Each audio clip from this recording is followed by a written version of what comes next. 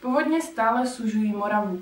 Na místě naše reportérka Lenka Horáková. Lenko, jak to vypadá právě teď v Valašském Meziříčí? Děkuji za slovo. Situace se na Moravě stále nezlepšuje. Hladiny řek stále nekulminují. Momentálně na chvíli vysvětlo sluníčko, ale od Setína se sem blíží dešťové mraky. Takže občané, Pájbože, co se to tam děje?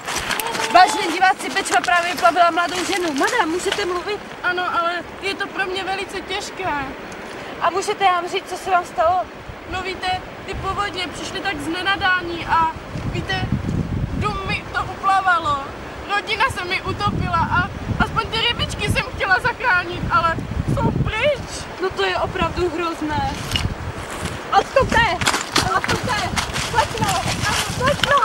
Slečno! Jste vědomí? Jak je vám? Vážení diváci, pro tuhle chvíli je to všechno. Další zprávy vám přineseme ve večerních novinách.